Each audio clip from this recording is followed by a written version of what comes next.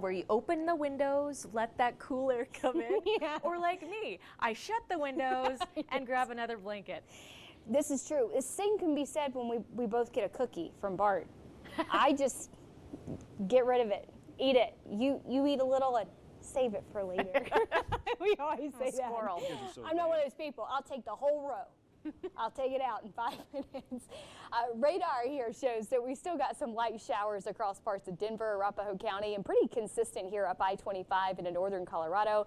But yes, we are starting to see most of the activity break up just a bit. So not much is left with this system, but some low clouds across the region. Let's take you to our evening planner here, and you'll notice in parts of Colorado Springs, temperatures in the 40s, again, by about 7 o'clock this evening. We can still see a few little isolated snow flurries west of I-25 through about 9 p.m., but most of the activity has really come and gone. So the clouds are going to hang around until after about midnight tonight, then that will start to break up just a bit. We'll still be waking up with more clouds and sunshine tomorrow, and then by the afternoon, we'll get a quick little peak of sunshine, but it's not going to last very long, and I'm going to talk about why here in just a few moments. But you'll notice that most of New Mexico and Colorado just blanketed in clouds here, and then we've got high pressure squeezing in behind this system, which will clear us out briefly tomorrow, and then there's our next incoming system already moving across the panhandle of Idaho, which will send another front through the state tomorrow. So that trough of low pressure will continue to pivot across the Central Plains, but notice on Tuesday, we're still kind of in the southern periphery of that trough. So that extends all the way up into the high plains of North Dakota. This is this colder pool of air, if you will.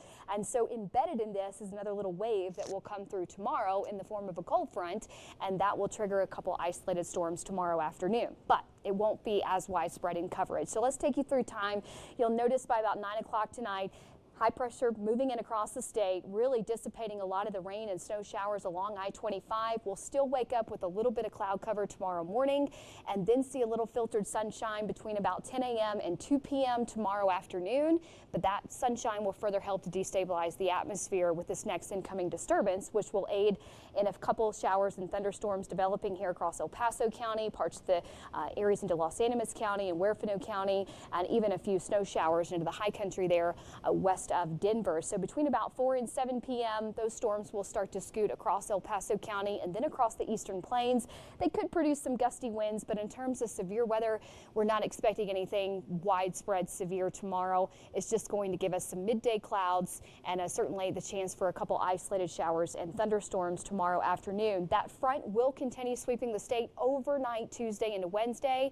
So by Wednesday, we'll see more in the way of some ample sunshine across the region. So tomorrow, just a little bit warmer across the eastern plains and parts of the Arkansas River Valley, 40s and 50s there in Colorado Springs and parts of Teller County, so below average, but warmer than today nonetheless. On Wednesday, temperatures are quite a bit warmer across Los Animas, La Junta, Lamar, Springfield in the 70s, and then we'll be a little closer to those seasonal averages in Colorado Springs by Wednesday with temperatures in the middle 60s. It's a gradual warming trend for the back half of the week with increasing sunshine, and the first part of the weekend right now looking mostly dry with temperatures rising into the upper 60s to near 70 degrees for local mountain cities, which is going to transition to the 80s for places like Pueblo, near 90 degrees. I don't know if you've noticed, but really every Sunday, Monday, Tuesday, we've had these disturbances, and it's kind of been on track where more of the mid to latter half of the week is very nice, and then as we gather into next week, it's going to be kind of a rinse and repeat with another round of showers and thunderstorms, which